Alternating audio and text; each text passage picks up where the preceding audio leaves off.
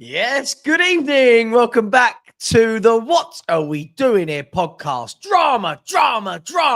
Frank out, Levy out, Enoch out, everybody out, players out, Savva out, your manager, my manager. Perchy, how are you doing on this Monday evening? I'm cold. Just that's kind of it at the moment. Like, look. If we're going to talk It's football, freezing. We'll talk football for the small second of 30 seconds of yesterday was crap, but today's a better day. You know, like it is what it is. Football's football. Do you remember when it used to be like that? Do you remember? Like, do you remember when it used to be like shocking result? Oh my God, let's cuss everyone for a day or so and then move on. I've never known anything like this. Like, honestly, the meltdown is crazy. Perchy, in the last 24 hours, as I was saying to you and Chris last night, I have had death threats. Jeez. I have had people come in calling my wife a whore. Right. This is to my his arsehole is insane. Right. This is to my fhtv email address, which I have now had to close down because I was getting waves and waves of abuse. Right. People going, look at what your manager did. We're coming for you. And I'm sitting there going, what am I reading? Like, I hate to break it to people, right? First of all, Perchy, I'm just going to let you into a secret. I don't know if you know this, Perchy, all right? So please be stunned if you need to be stunned. Just a little secret. I don't work for Tottenham Hotspur, Perchy. I have no say in who the manager is. I have no say in who we sign. I don't sign contracts. I don't decide on wages. I don't pick the 11. I don't set the strategy. But I get the death threats. I don't understand what's going on, mate. I don't understand. I love how it is your fault. I like that one. I'm happy. I'm happy for, by the way, now. I'm going to live by this mantra that anything that goes wrong now is your fault. If I stub my toe later on, I'm blaming you. Like if I miss my train to work in the morning, I'm blaming you. I'm now going to live by the mantra of your fault. It's Savva's fault. Savva's fault. Hashtag yes. Savva's fault. What I love about it is really interesting. Like, so I was on a show earlier, right? And a big up Sean. It was on Sean's show, and it didn't matter what I actually said. So when I'm asked the question, Perchy, it didn't matter what I said. People just made up what I'd said in the chat anyway. So when I was asked, it's mad, right? It's mad. So because I'm not Frank out, and I think that those people who want Frank out, I think it's just crazy because it's just so early on, right? People go, oh, but did he get it wrong yesterday? But I'm sitting there going, yeah, he did. People go, oh, you're backing through anything. I hear this all the time as well. I just said he got it wrong. You'll die on this hill. What hill? I'm not going to die on a hill, right? if Thomas Frank is the manager of Spurs or not, Perchy, guess what? I still have to pay my mortgage at the end of the month either way, right? Yeah. I still have to pay my bills. I'm still just mind blown. YouTube blows my mind. It really does. Oh no, I think it's absolutely crazy, right? Like I think the one thing what I will say, like joking aside, put that aside, death threats is absolutely insane, right? Like how do you get from Spurs losing a game of football to I'm going to call X, Y, and Z this? I find it insane. Not just you, when people do it to players, I find it's like, what are we doing here? Like, wake up, man! It's ridiculous. Like, but look, I think we're at a position where I genuinely do think we're at a position with social media and society. This is a societal thing, right? Like, I'm getting a little bit deep on this, but it is a societal thing. It's not this isn't an isolated football thing. This is just everything, right? Insert thing is bad. I want to watch it. So we win to watch. Like, and it doesn't matter what it is. You don't go and watch. You don't go and put on the news in the evening to watch about Doris planting a load of flowers in her community. You want you can watch it because little Millie was selling cookies for a girl guide group, and they raised £1,000. You know, you click on it to watch the chaos. There's something kicking off around the world, right?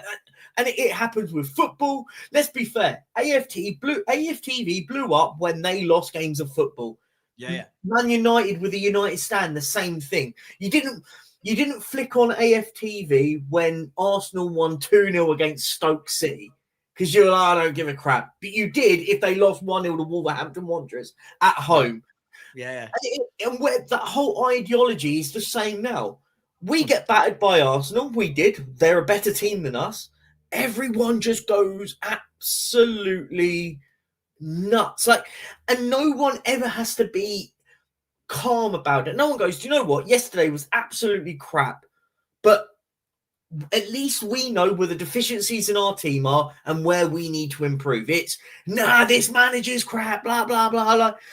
We can't possibly get better.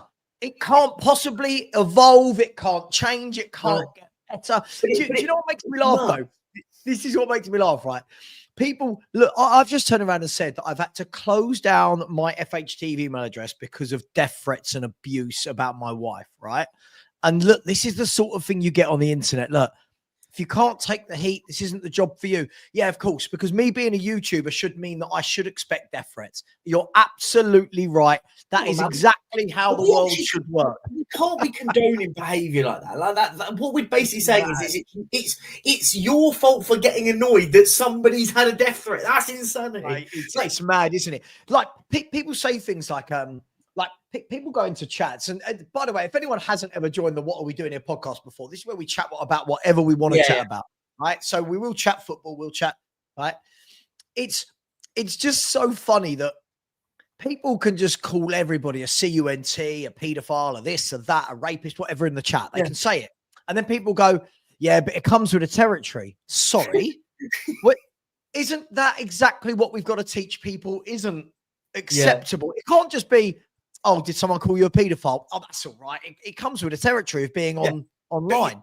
The irony with it, though, is it's the same. It's the notion of none of these people actually would say it to you in your face. Like if you're walking down the street, like why do we have to departmentalize the internet with normal life in society? And I've said it all along, right? We should be in a world where everyone should have their name and everything linked to a social media, because no one would do this shit, right? If they had to have their own face, their own address. Here's one. Imagine if your company, your people that you work for, whoever it is, were linked up to your social media account. No one would do half the shit they do on the internet if they actually had responsibility and accountability. Like, I'll be honest, I just think it's insane. Like if you're what part of the bit in the world thinks that that's normal, right? We wouldn't accept, like, what people don't realize, and it's almost like people think we're characters, right, on there. We're characters, and that's kind of the whole character thing. But my partner sees some of the shit that gets said about me. Your wife does. Like, it just becomes like, mad. Why do we need to be like that? Like, look, we can be annoyed and go, look, I fucking think Fred was crap yesterday, blah, blah, blah. Have your moan and rant. We all do that. But, yeah, I just think it goes way over the top. Yeah, on LinkedIn and stuff. Yeah, man. Yeah, it's madness. Listen, look, what I find funny is it used to be like, oh my God, this is terrible, and who's got coming for me? Last night I just went, oh, this is ridiculous. I had one bloke messaging me going, hi, I'm a doctor, I'm prescribing you pill. Like, you know, when you can read it and you go, you're a knob, I can see how this is going. I messaged back a couple of days ago to that person and just said, look, please, I don't want this conversation. I don't know you. Please, could you leave me alone? What I got back was just abuse upon abuse upon abuse. So I blocked them. They came back with a new email address. So I've had to take down an email address now, which I use for collaborations, right, promotions, and anybody that wants to sponsor my channel. I've now had to remove that so that nobody now has access to me unless you know me. Unless you know me directly, right? You don't have access to me. So you've got access to me, right? Yeah. What a sad world we live in. But let's away from that, by the way, I'm not worried. Listen, I grew up in Lewisham in southeast London, right? I am not worried by someone going, I'm going to kill you. Sure, of course you are going to kill me. Yes, right? But it just makes me laugh so much. And these people go, I've seen you online. You need a doctor. Do I do I need a doctor, or do you just need to talk about football? Like, it's so funny. Look, I tell you what I find very funny. I do find it funny. Let's look at the funny side of this. I'm going to mock these people now. This whole Frank out thing is I find it absolutely hilarious. It's almost as though we're bottom of the table. It's as though he's had 4 windows, hundreds of millions of pounds. Nothing's changed. And what I find more baffling than anything when we deal with this, right? What I find funny is we are not prepared to give anybody longer, right, than a third. What are we at? We're just under a third of a season. 12, 24 games, right? Yeah. Right. Yeah. And we are a third of a season. And you got people like this guy messages me just absolute ridiculous stuff. We are 12 games into a season. What's the excuse? I just want to know, what's the excuse? No one's left an excuse. Okay, let's ask this guy. What excuse has anybody given? No. Perchy and I have said, the manager's got it wrong on lots of games, right? Yeah, the manager needs to adapt. He needs to change. But are we really going to say every time Spurs hit a bad spell that the manager has to go, mate? Like, imagine we did this every 12 games. Right? I think we should do it now. Marios, I used to like you, but you've shown yourself to be a real petulant child, right? When you're saying he's an awful football manager, right? An awful football manager wouldn't have been interviewed by Chelsea, Man United, and Tottenham Hotspur, right? He didn't get the job with Chelsea, Man United, but an awful football manager doesn't get interviewed by three of the big 6 Premier League football clubs. This is so reactionary because, Marios, your answer, I've seen this. I'll call you out for it. I've seen your answer, Marios, right? Which is brilliant. And by the way, I don't mind the manager you want. Your answer is bring in Xavi Hernandez. He works well with young players. Right. Now, let's look at the young players Xavi Hernandez worked with at Barcelona, right? Yeah, that's good. Xavi Hernandez was working with Gavi and Pedri, right? Not bad, are they? Ain't bad. He was not working with Odebertel, Gray, Bergfowl. So I'm all for it, right, Marius? I'm all for it. Sack Frank, bring in Xavi. If in 12 games' time, Perchy, Xavi has got exactly the same amount of points, number of defeats, number of wins, what do? Do we sack Xavi and then go, oh, we need to bring in Hansi Flick? What are we doing here? But didn't I tell you this? I said that any manager is 3 or 4 games. Oh God, why don't we invite the referee along? To referee it. Yeah, that's true. Oh, he's brought the cards out. No, but I told you this before. We are literally at a position where a manager, and by the way, it's not just Tottenham. I see this all around football now. A manager can have a bad month, and fans want him gone. Right? Do you know what I mean? Like for example, you got Liverpool fans want Slot's sacked. Like if Thomas Frank should be sacked, does that then equally mean that Eddie Howe should be sacked? Should that mean that Amorim should be sacked? Does that mean Amorim, Frank, Howe, Slot, Iriola? Like my point is, everyone be sacked? So because we lost to Arsenal, and by the way, it was horrendous. I think no one's pretending it wasn't. It was an awful watch, and of course, Eze hit a hat trick on us. But I've always said all along, right? We're a month away from doom and gloom, and a month away from winning it all. Let's be fair. Hear me out. Let's say we get to December, the 1st of December, and we go undefeated in December. All of a sudden, it goes from we should be sacking Thomas Frank to Thomas Frank's going to win us the league. Like, it's chaos. Like, how do people live like that? Like, I've said all along, it's going to be a roller coaster. It's going to be ups and downs. We're going to have crap games like this. Like, where do people want to live by? Chris, let me ask you. Welcome, mate. Welcome. And by the way, those that are saying it's 20, okay, cool. I mean, first of all, it's not 20, right? We've had 12 league games. We've had 4 Champions League games and 2 League Cup games, if I'm not wrong.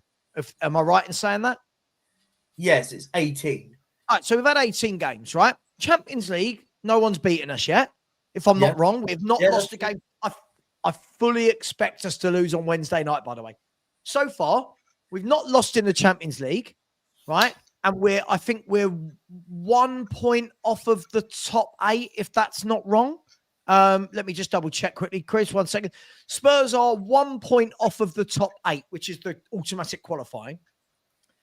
We have lost 4 Premier League games out of 12. All right, we've lost a third of the games, right? But we are 3 points off the top 4. Chris, I get it. Football's not great. There's a lot of work to do. It's not been great in the most part on the eyes. But isn't this whole let's sack a manager 12 games into a Premier League campaign? I mean, if we do this, Chris, what does that say about Tottenham Hotspur moving forward to the next manager and the next player we try and sign? Well, evening, guys. First of all, sorry I'm a bit late, but I was just watching the news. There's this amazing story about Doris, the local lady. She's gone planting flowers around. Come on. We're not. Let's just live in the real world. This is the problem. YouTube is not the real world, is it? It's it's not. Full of extremes, and I'm not saying we shouldn't be unhappy with certain things that have happened so far. Like, sure, no one can sit here and say that they were pleased with how we played yesterday, but just a bit of common sense. Like, there's no way we're sacking this guy now. But I don't make Perchy wrong, though. I don't think it takes a lot for any manager to be, or any club to be, a massive crisis. Like, on the flip side, Perchy, you're saying if we went unbeaten in December, we'd be full of, oh my God, we're going to win the league. If we don't win a game between now and the end of December, it will be under a lot of pressure. That's the point, though. Like, you're right. We could not win a game up until the end of it, and it will be Frank's got to go. He's crap. Blah blah blah. So I'll even flip it to one game. If we win on Wednesday, I don't think we will. But if we win on Wednesday, it goes from maybe Frank's not as shit as everyone. Like, I'm not saying we win there, but it's like we go from the Super Cup final that we played at the start of the season, and everyone was going in absolute, oh my God, it's amazing. And then that we threw away a 2-0 lead against the best team. But like, at what position are we going to be? Look, as I said, I have no issues. If Thomas Frank is sacked in the morning and I wake up to Frank has been sacked by Tottenham, cool. Then I'll sit there and go, then what's next? I never hear solutions, right? Because Marios threw in, I use Marios as this thing, using Xavi Hernandez. What entices Xavi Hernandez to come to Tottenham right now? Can I ask you a question? Just ask you a question. Yeah. Let me ask you guys a question. By the way, I've said this same thing. I don't care if Tottenham sack a manager and then bring in another one. Cool. Let's play the game, guys. Xavi gets the job, and not Xavi Simons. Xavi Hernandez, the ex-Barcelona player and manager, gets the job. Cool. Xavi Hernandez is going to turn up, right? And the first thing he's going to do is look and go, how do I play my style of football with these footballers, right? Yep. So what will happen is he'll start trying to play this way he plays. We know how Xavi plays. If anyone watches his teams play, they play how he played as a footballer. Right? They play complete domination of the football and attacking. They will see that we will try and do that. It won't work. We'll win some, lose some, draw some, like we are now. And then people will go, Xavi can't do it in the Premier League. And in 12 games' time, we're going well, that failed. Right. Who's next? Like, what? 12 games and the excuses. Look, Xavi will make us play exciting attacking football, not part of the bus. Okay. Exciting What attacking players? football with Odegaard, Tell, Richarlison, Johnson, Bergval, Sarr, Bentancur. You're not. This isn't engaging. Chris, Xavi Hernandez, if he was here, would all our problems be solved? I can't see any manager who's going to solve problems with this squad, to be honest. That's not to say that different manager we might have played a bit better yesterday, but let's be honest. Sure. Those two teams play each other at least, I'm trying to pick the right numbers here. If we play each other 50 times at Arsenal with those squads, we're probably losing 40, drawing maybe 8. We might win a couple. But sure, the odds are so massively against. I understand it. But it's just, we just need to chill out a little bit. Look, Frank tried, he obviously went in with a game plan. He didn't go in with a game plan of let's just defend and we'll never attack, right? That obviously wasn't what he said at the start. His game plan didn't work, so we didn't basically get out at any point. Fair enough. Look, it didn't work. You'll have to take that on the chin. That was your choice. But to suddenly label him, and this is what I've seen today and last night, that frustrates me, is the rewriting of history. So now, all of a sudden, Frank is the manager who always sets up with low blocks and is the most defensive manager. That's not what I've seen at all. And the one that I heard today, and you'll know this, Savva, because you were on the stream that I was watching, about how, Thomas Frank's not really achieved anything. It's just the way Brentford do it, and any manager can do it. And I was sat there thinking, they were mid-table in the Championship when he took over. Right, yeah. And he got them top half in the Premier League with the second lowest wage. Do you know what, Chris? You are absolutely right. The best thing you said there for me was it's the rewriting of history, right? Yeah. If you actually look at the last few years, Thomas Frank's teams score goals. Yeah. Thomas Frank's teams do score goals. Now, are they the most entertaining and attacking? Well, no, because I wouldn't expect Brentford to be the most entertaining and attacking. I don't expect this squad to. Now, that doesn't, Chris, it doesn't mean things don't need to change. No one's saying that. No one's excusing that game and Chelsea. No one's excusing it, right? But our fans are rewriting history. I can tell these aren't real fans. Like the Reezy guy, Maros, these aren't real fans. They don't know Spurs history.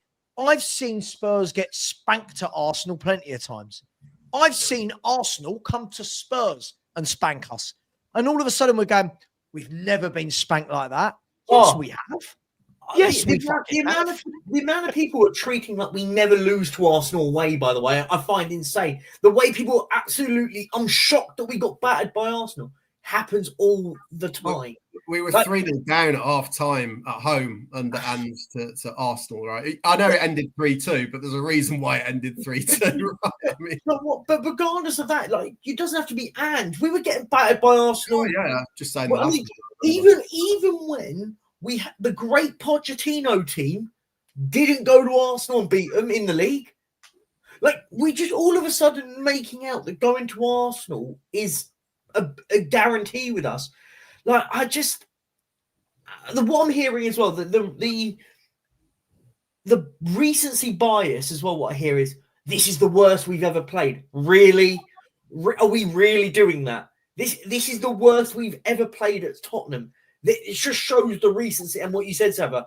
These people didn't watch us years ago when we were. I've seen some horrific football teams at Spurs, and all of a sudden this is the worst. No, it's not. Get out, wake up. Like, I don't get it. Like, Glenn, can you imagine? Glenn, I was at this game, by the way. I was at this game when we were 3-0 up, and I remember Dean Richards, if I'm not wrong, scored on his debut. Yeah, Dean Richards scored, rest in peace. Dean Richards scored on his debut. We're 3-0 up. And I remember Glenn, big up my man Glenn, a lot of time for Glenn, friend of mine. Glenn, I remember sitting there and I turned around to my uncle who used to go to the Spurs games with. And I said, It was the usual looking in the program, because at that time it wasn't the smartphones. It was looking in the program going, if we win this, if this scoreline stays like this, we go to third or fourth, whatever it was at the time. And he went, don't say that. And I was like, no, we're 3-0 up. Anyway, within about 20 minutes, it was like, oh, fuck, it's 5-3. Can you imagine if that happened in the YouTube era? Right? Oh, to be honest, there was a worse game than that. Hang on, just quickly, Chris. What happened was, back then, you'd go, I can't believe we've lost this. What a load of shit. And then you moved on to the next game. Now, this is the worst game ever. XG, fucking, like, we're a team that lost 22 games last season. I'll pick on him again. That Marios in the chat saying it's not the squad. Last year, this squad lost 22 games in the Premier League. Now we're rewriting history that suddenly this squad should be what? Top 4? Top 3? Madness. Sorry, Chris. Go on, mate. Sorry. I was going to say there was a worse one than that happened. Was it the next year or whatever, when we were 3-0 up at home to Man City in the cup? Yes, I remember that one. They had a man sent off. They had 10 men in the set. And this isn't the Man United of Beckham and Varane and all that, and Yapstam. That was Man City, wasn't it? What? That was Man City, wasn't it? Man City. But I was saying the calibre of players. So I just looked at the starting lineup. They had... I don't even remember their goalkeeper, Arnie Arison. And they had Michael Tarnat, Paul Bosvelt, John Macken scored the winner. I mean, that was 10 men in the cup. And it was unbelievable. Joey Barton got sent off at half time, didn't he? But yeah, we've done it for years. It's we've stunk the place out, Rick. I will say, this is why... Jordan, can you chill out? Jordan, chill out. This is a peaceful, relaxed show. Chill out. It's people like you, as I said. You can come in and chat without calling people names. Just relax, right? When I'm saying everyone should calm down, the reason I'm saying calm down is I've never known an era, Jordan, where every single time your team loses, the manager has to be sacked. This is a 2025 arrogant. Let me ask Jordan, can I ask how old you are? I'd love to know how old you are, right? I'd love to know how old you are, because let me ask this question. If you, Jordan, I'll ask you, if you start a new job today, and by the 24th of February, 2026, you've had a decent start, you've made some mistakes at your new job, right? And your manager calls you in and says, I'm sacking you. Won't you go, hang on, I've only been here for 1 quarter. Hang on, I'm just learning the ropes. Hang on, what's going on? But we're saying sack him, right? And Stefan Blois, sorry, I've got to say this, right? It's the man of... Are you, Stefan, I genuinely don't think you speak English. We're sitting here saying it wasn't acceptable. It was horrible. But not every time your team has a horrible game do you have to sack the manager. Last week, guys, here we go. Last week, Newcastle were dismantled by Brentford. If you guys remember it, right? Newcastle were dismantled 2 weeks ago by Brentford. After that, I'm watching Newcastle United shows going, I think he's had enough now. I think Howe's been here long enough. I don't think he can take the club any further forward. And I'm thinking, Eddie Howe's been bloody brilliant for you guys for 3 or 4 years now. Yesterday, after they've beaten, or Saturday after they've beaten Man City, we're lucky to have Eddie Howe. What a good man. Whoa. Hang on. 14 days ago, Eddie Howe needed his P45.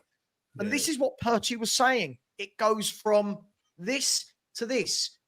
The way it is now doesn't mean it's going to be this in 6 months. But if we do this now, I'll ask this for people like Stefan that are so impatient, right? Right? If we do this now, the new manager comes in, look at the pressure that manager's got in the first 12 games to play attractive, winning football. Look at the pressure on them. It's ridiculous. Can't we see anything through? Through. I think the biggest problem here is and what ends up happening is it's such, well, I want to say lazy commentary when it comes to it. All I hear is all subjective terms to use. There's no real actual, I just want to see more passion. What does that mean? Like, what? I want just give it a go. Again, what does that mean? Like, let's be fair with it, and we'll be really honest. If Spurs went out to just give it a go against Arsenal, they are absolutely battering us. Ironically, when the second we started opening up more, they had chance after chance after chance. Look.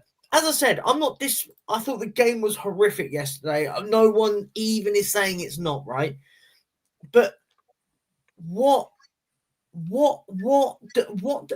can't we ever just go, do you know what? Let's see. But by the way, if we get to the end of the season, and I'll talk for you two in this, we get to the end of the season and we're sat 13th in the league, booted out of the Champions League, booted out of the FA Cup early, and people go, I think Frank, we can't carry on with him. I'm going, do you know what? I don't necessarily disagree. I'll question why you've gone to it, but we've got to get to a position where it's not the end of the world in November. We've not even got to January. Do you know what happens? Everyone talks about we need to build, we need to get somewhere. Everyone talks a good game, but the second it gets a little bit tough, remember in the summer, we were doing shows in the summer, everyone's going, it's going to take time. It's not going to be easy. We need to get rid of, we can't be building this football team with the crap like Richarlison as an example. And now we get to a bit of a tough patch and everyone's already hitting the panic button. Like, why does everything need to be a panic? Why can't we just go, do you know what? We were crap. The manager's got to do it better. The manager's got to sort stuff out. Like, Marius, I'm gonna call you out here. I saw it, and do you know what annoyed me? I shouldn't have had a look. I shouldn't look, but I did. You have to. Why have you got to wait until you're out of any targets? You're watching it yourself. It's not going to work. Based on what we've seen such a small sample size. Why? How do we know it's not going to work? Can I ask this question? Chris, I'll bring you in here. Chris, these are the same fans that say things like, Iriola wouldn't do this. This is the guy, Iriola, that in his first 12 league games at Bournemouth, do you know how many he won of his first 12? Yeah. I think I remember. I think he'd drawn 1 and lost 8 of the first 9, if I remember. Right. I can't remember 12. So my point is, Chris, by the way, I'm not knocking Iriola, Chris. I've got to caveat this, right? I'm not knocking Iriola, but doesn't that show that Iriola needed a bit of time? Like in his first 11, 12 games it was at Bournemouth, he won 1. And I think the first game he won was the 11th, right? If he had done that at Spurs, are these fans really, I'm going to ask you this honestly, Chris, if a new manager came in, played a nicer style of football on the eye, which of course we all want to see, but didn't win one of his first 10 games, are the fans truly going to sit back and go, yeah, don't worry that we've not won in 10. I like what I'm seeing. I fail to believe it, Chris. No, of course not. The other thing with yesterday as well, I think I haven't seen too many people draw a conclusion of, yeah, all right, it wasn't great. It's so easy to go, well, he set them up wrong because of what happened. I understand that, and it's sort of hard to argue against. But I'm left thinking, how are we supposed to set up in a way that's going to make this squad, this team compete away at Arsenal? Because I genuinely think if we'd have gone for what a normal sort of formation, 4-2-3-1, whatever, I don't necessarily think it's any better. People talk as though the team we put out, we've left like Bale and Kane and Son all sat on the bench, like it's mental. Like that would be mental, right? We've gone there and defended when we could have just swept them aside with beautiful attacking football. I'm like, could we? Because I don't know how I would have set them up the same. I've got to be honest. I can't knock him for trying something. It didn't work. I asked for this, Chris. Chris, the problem is, right? Have a look. Today, do you know the hypocrisy I've seen on all the channels? All week, I've heard everyone going, wouldn't play Xavi Simons in this game.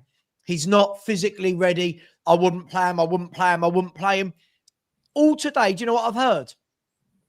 Leaves out our most creative player in Xavi Simons. I mean, he's a coward. What? Hang on. Hang on. You all asked for 2 him to weeks be ago, left everyone out. was calling for Simmons to be dropped. It's ironic, isn't it? They were all asking for it. They were all asking, like, oh, he didn't play Moani. Now, listen, I like Moani, but let's be fair, Moani's not scored a single goal in a Spurs shirt. So we're going on like he's left out our top goal scorer. I just don't get it. We also had that they were going on about Frank. The narrative over the last couple of weeks has been he's wedded to this and he's not changing, and then he goes and changes, and then he shouldn't have changed. And I'm like, all right then, whatever. But the irony is, right, the same people saying that Kolo Muani's a fraud and he's a flop and all this lot, and now the same people moaning that he's not starting games of football. Basically, I knew it was going to happen yesterday. I knew whatever lineup that Frank picked, the opposite was the problem, right? So it would have been like Marios. You asked for this before. A few weeks ago, this guy was going, we need to see Moani, Johnson, and Sarr in the team. The very next game, Thomas Frank goes free, and then this guy, absolute fraud. I used to like Marius. Now I think he's an idiot, right? The same guy then came in and went, he picked the wrong team. And I'm like, you asked for Johnson, you asked for Sarr, and you asked for Moani, and then you said he picked the wrong team. And this is what I mean, Perchy. This manager, listen, I have not condoned, because I know I'll say it again for the people at the back because people don't listen in the chat. I can't condone what I saw yesterday at all. Not from a quality perspective, from an attitude perspective, from a work rate perspective. I can't condone it at all. Just because I can't condone it doesn't mean I need the manager to leave now. That is what Thomas Frank gets paid for. Thomas Frank needs to go and sort that shit out. Of course. Right? But what I can't condone is the number of people, right? I've been in groups with you lot when I've seen people going, just play Odegaard, leave him there every week. Leave him there every week, give him a run of games. Then when Odegaard plays and doesn't play well, the same people say, this is the problem if you sign crap players like Odegaard. Whoa, hang on. No one can tell me an 11 which will play good football and will attack. No one. That's good. That's the point, right? And I think this is the bit. We can blame Thomas Frank for X, Y, and Z. No problem with it. Which 11? And I don't want to hear this nonsense because I hear this all the time. Oh, just give players a go. We are not a charity case. We're a professional football team. Just give Gray a go. Oh, just give an insert play. It's nonsense. But what it was ironic, wasn't it? The irony was, Marios was the one that said, you've got to drop Vicario and play Kinski. He played him against Newcastle and had an absolute clanger, and then goes, Frank got it completely wrong. Why is he starting a weakened side? When you're the one that's been going on about bringing Kinski in. I literally caught you in 4K, my man. Ching, caught you. I think there is some point there that comment by Rooty Toot at 6:43, Savva, I think has some validity to it, which is where he said we've gone from nearly beat. Yeah. So let's park PSG's preparation for a while and just focus on how Spurs set up and how Spurs played that day compared to how we're playing now. So I think there is some valid concern over that. There's our closing down was brilliant. That's how we won at City. We didn't win at City by being attacking. We won just by pressing them really high, forcing mistakes, and then defending well. We haven't seen a lot of that. So that I think is valid concern for me. But Chris, no one said there isn't valid concern. Oh, yeah, that's the thing. But by me sitting here and saying I don't want Frank out, that doesn't mean that I'm going, you know what, everything is rosy in the garden, everything is brilliant. I had issues with Poch, right? Even in Poch's heyday when we were winning most weeks, I had issues with some of the team selections he picked in the big games. It didn't mean Pochettino's got to go. Wing back. That was his best. Right. Harry Redknapp, who's my favourite Spurs manager, by the way, in the last 2-3 decades. Harry Redknapp made mistakes in games all the time. It didn't mean every time I berated Harry Redknapp that I had to go, get him out. Listen, I am of the opinion that this club I said this in the summer, Chris. Tell me if I'm right or wrong. I said this in the summer. And I said this is exactly what would happen, right? This club for years has been run poorly. For years it's been run poorly. I'm not talking about 2 years. This isn't Ange. I'm talking about all the way back to before Poch. This club has been run poorly for over a decade, in my opinion, right? We are now seeing what happens when you have years and years of poor signings, years and years of lack of direction, years of different directors of football with different philosophies, different managers with different philosophies. We've now got different CEOs, different executive directors. This club has not at any point had a period of stability in the last, since Poch or before, right? Yeah. Now, when you change everything in one summer, I'm talking everything, medical staff, the CEO changed, the chairman went and we've got a non-executive director in charge. Frank, his whole coaching staff, right? Everything at Tottenham Hotspur changed in the summer, right? And what do we want to do after 12 games of a new manager's era is go, well, that hasn't worked. This isn't right. Let's rip it up. We need some stability and some consistency. That doesn't mean, I'll say this really loudly because people don't listen. That doesn't mean that Thomas Frank has to be here for years and years and years and years and years. It might be that Thomas Frank comes in for 2 years, stabilizes it, gives you a couple of 6th, 7th place finishes in the league, builds a decent squad, and then we go, thank you very much, Thomas. We now need to move on to someone better, which I think is the mistake we actually made under Poch. I know that's a hot take, but when Poch built that really good team, that is when I would have handed it over to a Jose Mourinho or a Conte, not when we started to flop, right? But all of that has changed. And we are sitting here, not all of us, saying, sack the manager. What would that say about, sorry for the rant, what would that say about these owners? Vinay, Lang, what would it say about all these people that have paid £10 million to get Frank and his coaching staff out of Brentford, sacked the manager for that to happen and paid him 7 or 8 million, whatever they did, to 12 games later say, we need to start again? What message does that send as a football club? I just think it doesn't help. And the problem is, and I'm seeing everyone in the chat, by the way, missing the absolute point with the whole Nuno thing. Nuno, by the way, I felt a little bit sorry for Nuno, like getting sacked when he did, but we all knew, like, we can read again, it's the rewriting of history. Oh, well, Nuno got sacked after 12 games. Yeah. The club realistically didn't want Nuno in at the club. We'd gone through about 12 different managers to try and appoint him, and he was the poor sod that said yes. And we all knew, and then the second they knew Conte was available, they went and got him. But I just think it's really, really, I think it's crazy, right? Look, it's crazy.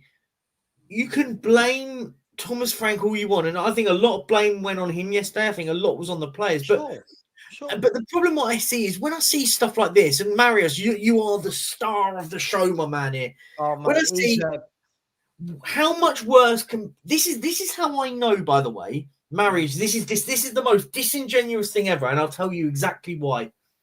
Because if he had started Gray, Bergvall, or Sarr, and we got battered, you would have blamed Thomas Frank for starting those players against Arsenal and got battered. So this is how I know these things are disingenuous, right?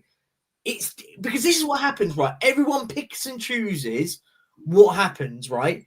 So everyone wanted to go 3 at the back. Then Frank is the problem for going 3 at the back. Everyone goes, we just got to stick with Odegaard on the left and give it a go and keep him there until we can get someone else. He does that, everyone has a problem. So you can't win, right? Whatever system or formation or squad that he picked yesterday, someone would have had an issue. 1 minute it's, Pedro Porro, he's such a liability defensively. Doesn't get picked. Oh my God, how can you go into a back 3 and not play Pedro Porro? Like, whatever the manager does, someone finds a problem. And isn't that the problem, right? That all of us here, all of you lot watching, can't go and say, what is Tottenham's best 11? I bet you we all come up with different 11s that we think are the best. And that's the problem that Thomas Frank is facing, because even he doesn't know what his best team is, because we haven't got a good enough squad yet. Let me ask Chris. I'll ask Chris. And while I'm asking Chris this, I'll ask everyone in the chat, please give me your 1 to 11. Please give me Spurs best 11. Now, if it's that obvious, nearly all of them should be the exact same. Chris, what would you give as the best 11 that Spurs have available right now, and what formation? I mean, I suppose there is context depending on what sort of game, but just in general, yeah, I'd stick with the 4-2-3-1, I think, for the most part. What have we got up here? Let me make my screen bigger. So the 4-2-3-1. Who's your keeper? Reluctantly, Vicario. Okay. Who's your back four? I mean, the centre backs are obvious, right? So Romario and Romario? Who the hell's Romario? Romero and Van. Who's your right and left back? So I think you've got to go Odebear. Fucking hell. Adogi at left back. Not my favourite, but I think you've got to. You can argue either way. I'd probably edge to Porro, I guess, at right back. So there you go. So Pedro Porro. Who's your two centre mids? Yeah, I'd leave it like that. Okay. Who's your right winger? Kudus there. Right. Xavi in the middle. Now, This is where I'm definitely going to be controversial. Go on.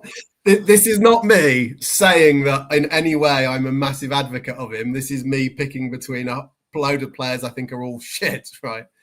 I would still play Johnson on the left. For all my sins, I'd still play Johnson there. For all his sins, rather. And who up front? I mean, if we're going with Mwani's fit, then definitely Mwani. Okay. Right. So from what's available right now, this is what Chris has picked, right? Perchy, do you agree with that? No. Okay. Who are you changing? Porro swap for Spence. I'm swapping. I'm probably I'm probably going to keep Mwani up top, just about. And the left wing, I'm probably going to go Odegaard just. But again, it could be him or Tell, really. I think Johnson's shit. Sorry. Okay, so you'd swap the right back. I disagree with this shit, but I think they're all shit. Yeah. You'd swap the right back and the left winger, right? Yeah. Okay, everybody in the chat, come on. There's 400 of you in here, and about 7 of you have given me your 11, right? Now, Tony's gone with a 4-2-2-2. I love this. Adogi, Van der Ven, Romero, Porro. Okay, Bentancur, Paulinho, Simmons, Sarr, Mwani, and Kudus. So he's gone with Sarr. So again, so far, Tony, Chris, and Perchy have all got a different 11. Ronnie has gone with Vicario, Porro, Romero, VDV, Adogi, Paulinho, Bergvall. So he's gone with a different 11. He's got Sarr and Bergvall in there, right? Wow. Okay. Vicario, Romero, Van der Ven, Danso, and Adogi, and Porro. So he's gone with a completely different formation, right? Yeah. So far, 5 people, not one person has duplicated the one before. I've got a point to this in the end. Porro, Van der Ven, Romero, Adogi, Paulinho, Bentancur, Xavi, Odegaard, Kudus, Colo. So again, different to everybody's. Yeah. So what I'm seeing here is straight away, everybody has got a different idea, right, on what this best 11 at Spurs is. And I've said this before. Now, by the way, this does not excuse, and we're allowed to have a separate conversation, by the way, to yesterday against Arsenal. This does not excuse Arsenal. But the point is, whatever 11 he's picking, even if he picks what Marios wants, Marios complains, by the way. Have you noticed Marios going, oh, why not Sarr and Bergvall? Well, I remember before the Monaco game, he was going, Bergvall's got to play. Bergvall played, was absolutely atrocious and got pulled off. Stinker. And then he picked the wrong team. Hang on, mate. He picked what you wanted. That's my point. Everybody, look, this person, big up live Oslo, This person's gone for Mwani, Xavi, Kudus, and Tel. So far, I don't think I've seen two people, right? With the So same when you're lineup. saying Arsenal fans would have a different starting lineup. Name me an Arsenal fan that's not picking this 11.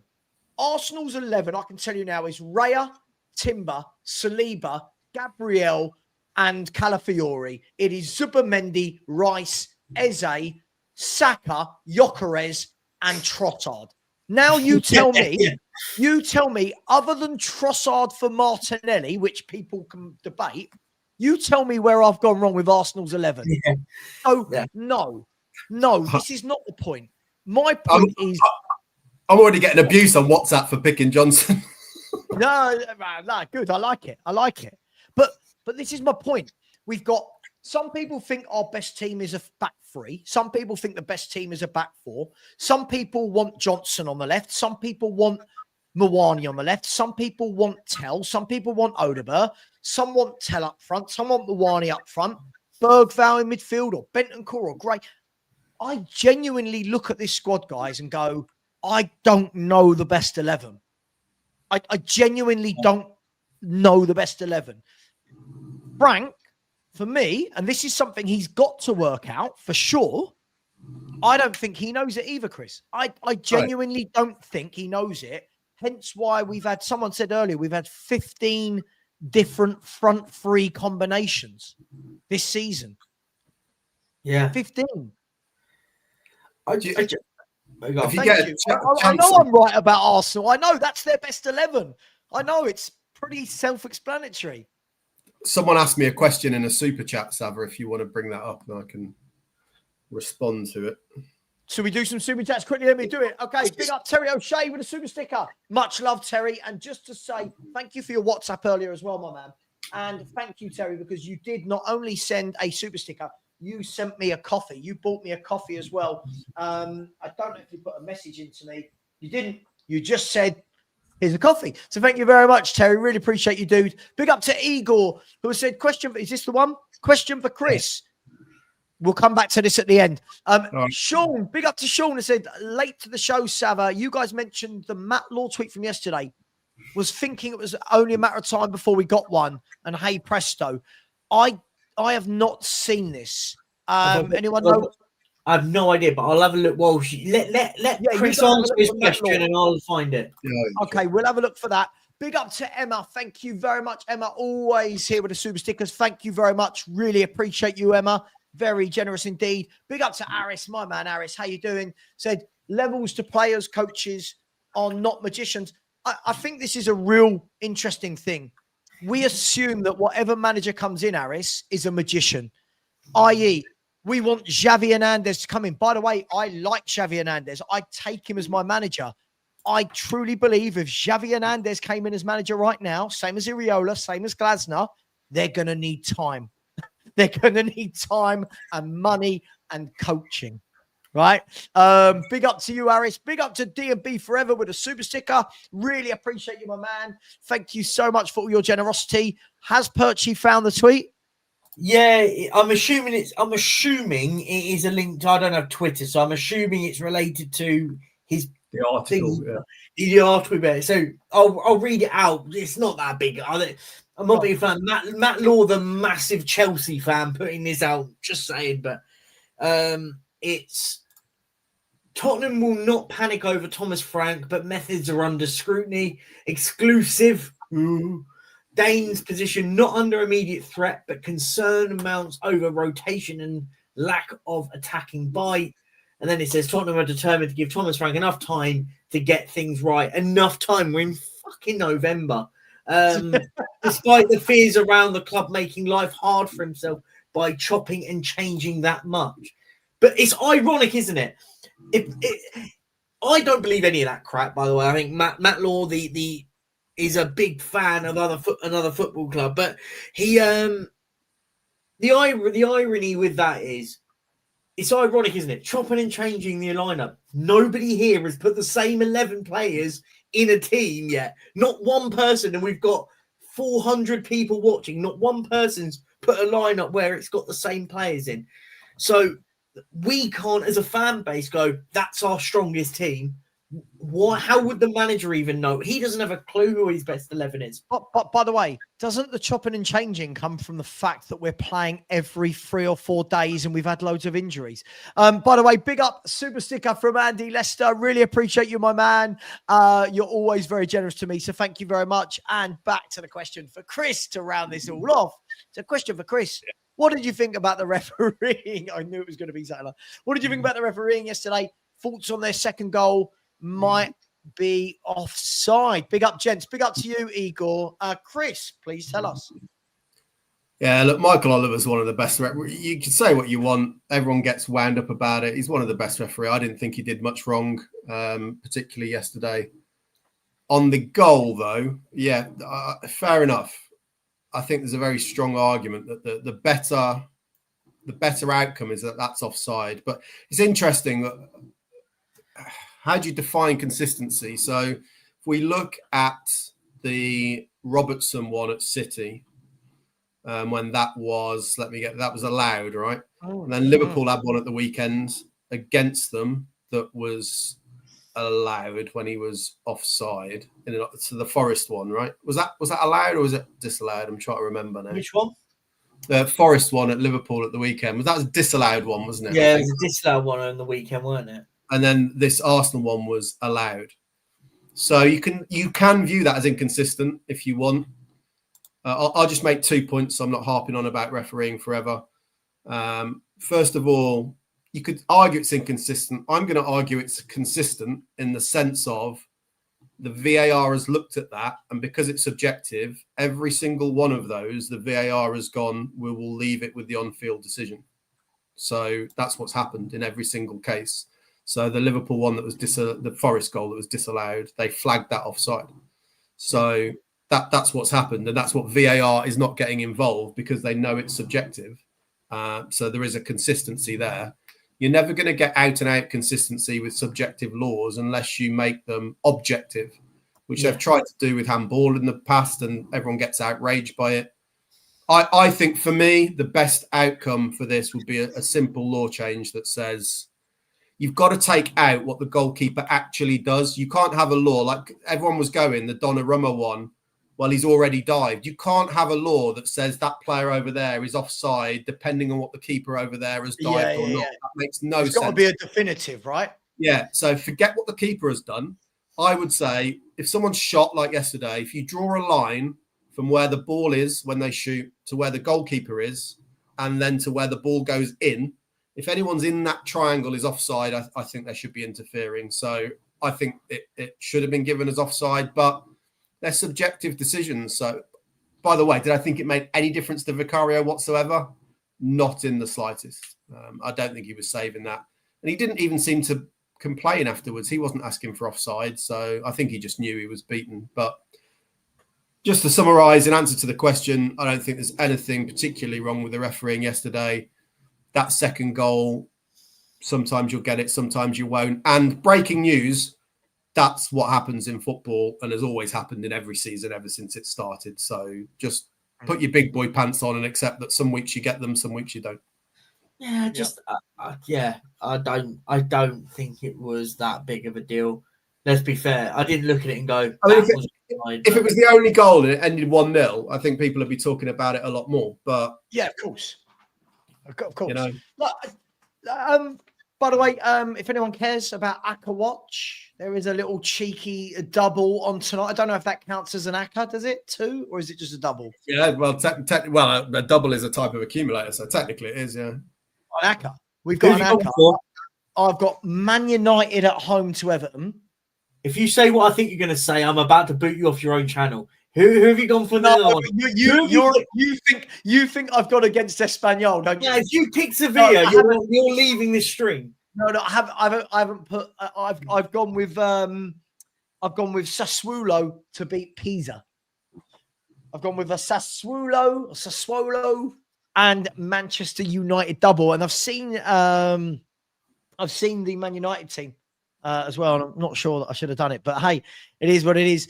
Guys, in funnier news, because obviously after such a shit show against Arsenal, it's nice to have a nice, easy game to follow it up with, and we're going to Paris. And you've got to laugh, right? We are going to Paris Saint-Germain Wednesday night. Oh, guys, are we able to turn around and acknowledge that anything out of this game would be a miracle? Therefore, we don't need the full dramatics if we lose on Wednesday night, or are we just going to have meltdowns, whatever happens? What would be hilarious is if he set us up in a recklessly attacking way and then we lost like 5 or 6-0. Do you know what, Chris? I kind of want him to do it, right? I kind of want him to show ambition and be chaotic, and I almost kind of want it to happen, because I think whether you could almost use Wednesday night as a bit of a, I don't like calling it, but a free hit. Go and do something completely off the cuff different, and almost like throwing shit to a wall and hope it sticks. Because I don't think Archie Gray, Scarlett, get them all in. Whatever. Almost give it a bit of a roll of the dice, kind of gamble. Because let's be fair, whether we play super defensive or if we play super attacking, I think the end of the story will be the same thing. I think that the reason he went 3 at the back yesterday was probably because he's going to do the same against PSG. I thought that. Really. I think it's probably a bit of both. I just think, look, I kind of want it to happen. Can I just say, with the back three, Perchy, can I say what I'd prefer with the back three? I would prefer to see Romero on the right-hand side of the back three. And I thought he was going to, and he wasn't. Right? Because what I saw again yesterday, I don't know if anyone noticed this. By the way, I thought this was another one of those games where I watched Romero and went, again, like, what do you do? Right? He's either brilliant or shit. Romero in that first half did his usual. He came running out into the midfield. Trossard skipped past him, and then straight away, Tottenham were left wanting at the back, and Arsenal got an attack out of it. I want him on the right so that he can bring it out from the right. Van de Ven can bring it out from the left, and you've got Danso, who's more steady, right? Centrally. But let's be honest, guys. This is Paris Saint-Germain. Paris Saint-Germain can batter anyone on any given night. They're the best team in Europe, right? I'm not expecting anything from this game. I don't even think we can talk about battle hard, work hard. Their quality is like real quality. This is the top players in Europe quality. I don't expect us to have 30% of the ball. Like, that's where I'm at with this game. Let's just put this into context, right? They went to Leverkusen, who not long ago went a whole game undefeated, and put 7 past them. They put 7 past them. Can I just to talk about them in the Champions League right now? They've won 4, lost 1, right? They have scored, Lost to Bayern, didn't they? They lost to Bayern, didn't they? They've already scored 14 goals and conceded 5 in 4 games of football. Like, look, you're right. There is an element that the players need to show just a better attitude, I think. Although, the one question I was going to ask you guys, we get uptight, of course, because it's Arsenal that we've just lost to, and it's our biggest game of the season. Do you think that these days, with the way football is, that really means anything to the players? Like, it's not as though we've got a load of London lads, is it? Is it just another game to them? Why would it be any different to Simmons, who's just joined? Or I think from a marketing perspective, it is.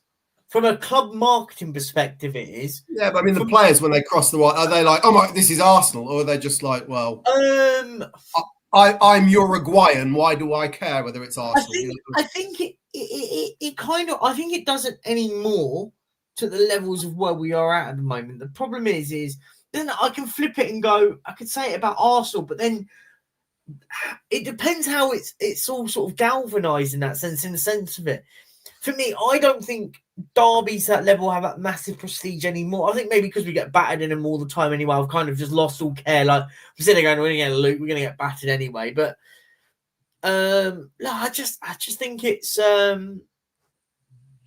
there the homegrown aspect that's missing from it?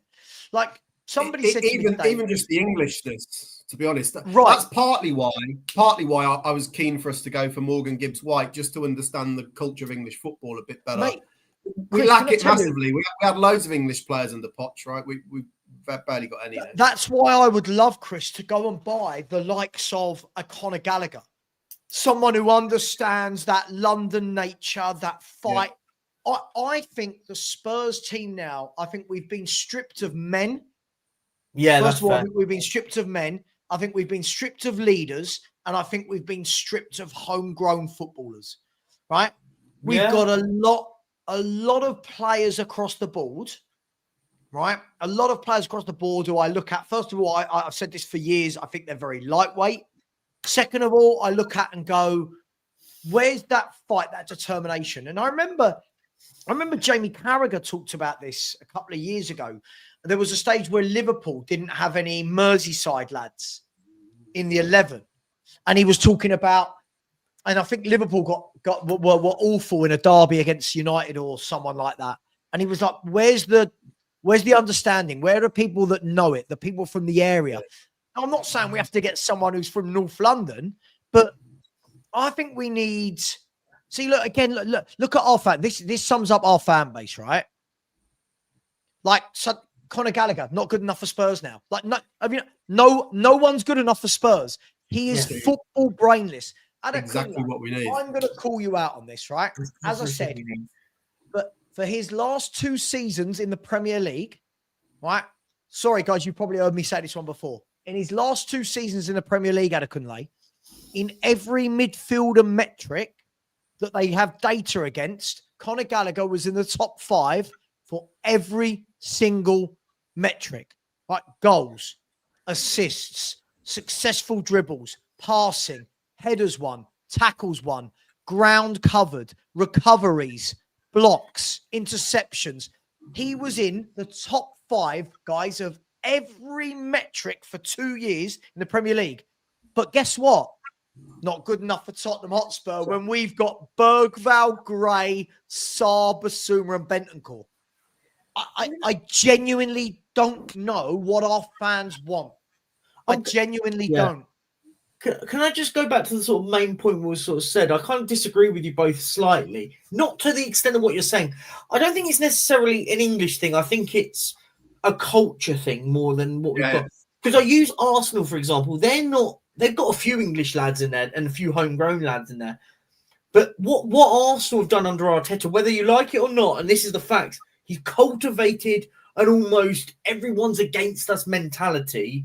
We kind of had a bit like it under Pochettino when we were in our pomp. It was kind of, no one really wants us to do well, so let's use that energy against us, right? And I think you look at players like Gabriel. He's not English, but he gets it right in games like this. I know he didn't play yesterday. Saliba gets it in games like this, and even who was it that was kind of trying to pump up Trossard? I think it was trying to pump up the home fans during it. So I think it's not necessarily an English thing. I get the core message you're trying to make. I think the problem what we've got, and I had this conversation with Lubo about this. How many players in that squad yesterday for Arsenal were not signed or promoted by Mikel Arteta? One for the chat as well. No, there was 3 players in that whole squad. 3 that what? There was 3 players that in that whole squad at Arsenal yesterday that wasn't promoted by Mikel Arteta from the academy or signed. It was. So what do you mean promoted? So, like for example, came through the academy. Like they had that young kid that came through the academy, but Arteta promoted him into the first team. Either signed or brought through. There's 3 players that he didn't. Saka already made his debut. Yeah, Saka had made his debut against Martinelli and Saliba are the only 3 players from Arsenal. Do you know? And then you flip it with Tottenham. 4 players. There was only 4 players that were signed by Thomas Frank. And then obviously, I understand it. Thomas Frank has just got here. But that, for me, is the point here. Arteta... but we don't want to give that time because That's we've the got point. That's the whole because point I'm we've trying to got get with. children like Marios in our fan base going, we've seen enough of this project. What? One transfer window? Yeah. One transfer window is a project. Wow. And Can you imagine, guys? my Does anyone point. know what happened in Poch's first 12 games as Spurs manager? I can't remember, but it weren't fun. They were almost identical record, wasn't it, to Frank? Yeah. Yep. It was almost identical. But guess what? Now, look how we talk about Pochettino. Now, that doesn't mean that Frank will do the same. But my point is, sometimes a little bit of patience could be really good. Sometimes a little bit of patience. I remember fans actually. It's a bit of a throwback. I remember fans getting really, really pissed off at Pochettino when he kind of almost I can't remember who it was, and he came out with a statement something like, "If you're not going to follow my plan, then I don't want you here." And I remember he got rid of a couple of players, and you went, "Whoa, what? Are you all right?" Like I think it was Townsend was one of them, weren't he? He sold Townsend quite early on. He said something on that region of, if you don't want to follow my practice, you're out of it. And then he promoted the likes of Bentaleb from the academy. Mason came through the academy. I feel like there was another one I missed that was, I can't remember, but he kind of promoted a load of started playing Kane, didn't he? So, Kane started playing Kane regularly as first choice. Yeah. Sorry. I mean, sorry. When I see silly comments, I have to call it out, right? I have to, because not only do I see a silly comment that I'll come back to, you've then got people that say, yeah, you've got it right. Sorry, the same silly man that said Conor Gallagher has no ability, basically, right, is now thinking Conor Gallagher is a number 6. Sorry, do you watch football? Conor Gallagher is not a number 6. What are we doing? He's almost like a poster boy for what you want a modern number 8 to be, right? Pretty much. You're going to say, what does the number 8 look like? It's Conor Gallagher. He's a box. I mean, he literally doesn't play anything like a Paulinho. We don't need another 6. Good. Gallagher isn't one. We need a midfielder who can pick the ball up and progress up the pitch. That's what Conor Gallagher does. Oh my God. Honestly, guys. And then you've got people agreeing with that. I'm sorry. Yeah, it's YouTube, man. I always say there's no IQ test to open. Yeah, there's no logic test for coming when you. It's a free for all. You can bash your keyboard on your head and create an account. Unfortunately, it's just madness. Like, it's so mad how, like, this isn't even an opinion that Gallagher isn't a number 6. He's not a number 6. Yeah. He is Conor Gallagher. Savva, we are playing Brentford in big games. Sorry, what? What? I think it probably means we are playing like Brentford in big games. But any chance we can let the manager get his feet under the table and develop the team to being something different? Is that never happened? Can I just say one thing? If you supported Newcastle, you would have wanted Eddie Howe out, right? If you had supported Arsenal, you would have wanted Arteta out. If you had supported Bournemouth, you would have wanted Iriola out. If you had supported, I'm guessing Pep Guardiola when he first joined Man City, you would have wanted him out.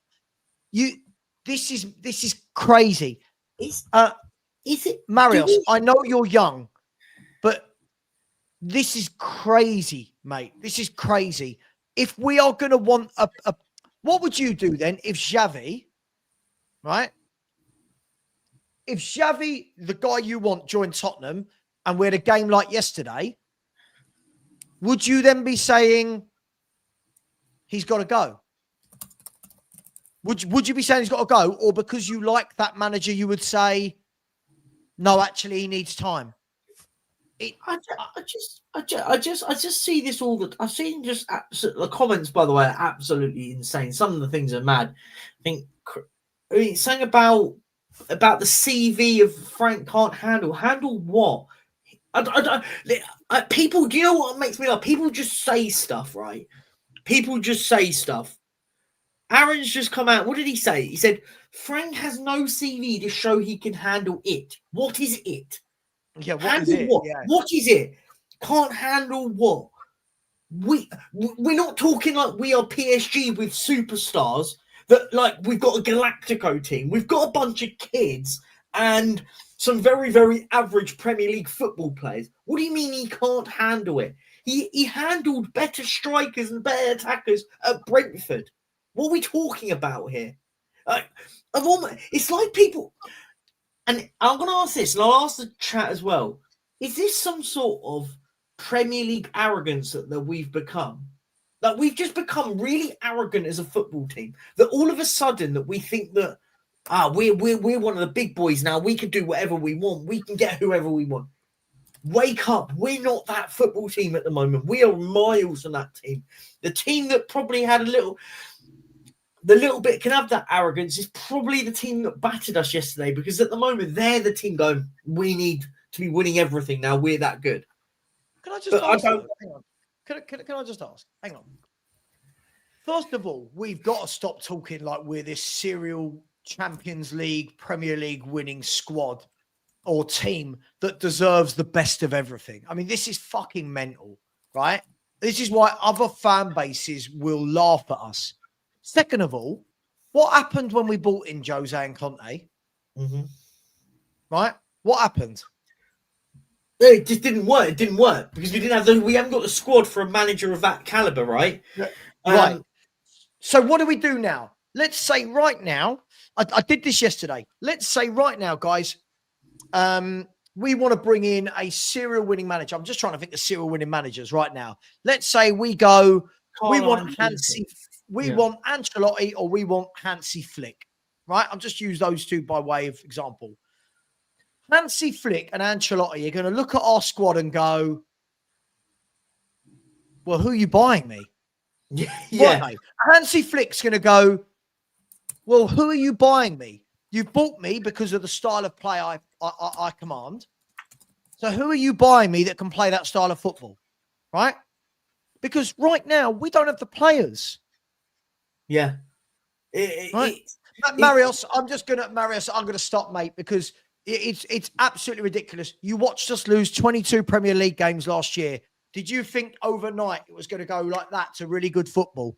How about we buy some better players, give a manager a bit of time, please?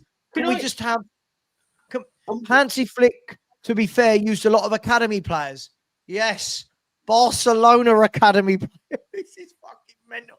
Honestly, our fan base we're just not the club at the moment. I don't know what people expect. They think like we can just go and appoint a Jose or Conte and they'll turn us into winners.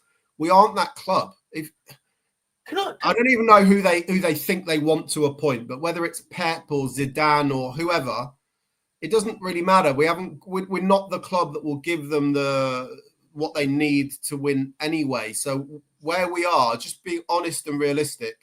We are a club that needs a manager to come in and build something over a bit of time. So I'm fully in favour of, if someone's shown that they can do a good job at the level below, you give them an opportunity at a bigger club. That's the way life works. And presumably anyone in the chat where they work, if you applied the same logic, no one would ever get a promotion at work, would you? Because, well, have you proved? Yeah, exactly. Of course I haven't proved I can do it. I've never operated at that level. Well, but I've done well at this level. Well, it's not. You haven't got the CV for it, mate. Can I also just dispel a myth? By the way, I like myth busting. We might call this the Mythbuster show. I'm sorry you're waffling, Perchy. We're 19th in the league for attack. 18 other teams don't have better attacks, and that's fine. Okay, I'll let you have that. Whatever you want to say on this, but what I will say on this, we're 19th in the league for attack. Hang on, sorry, based on what? But forget about GA. Forget about that nonsense. I can give a shit about this. What I'll say is this is in the way that because of Thomas Frank. Do you know the teams that scored more goals than Thomas Frank's team last season? I'm going to read them out to you because there's not many. Liverpool won the league. Arsenal, just about. Man City, Newcastle. That's it. Hang on.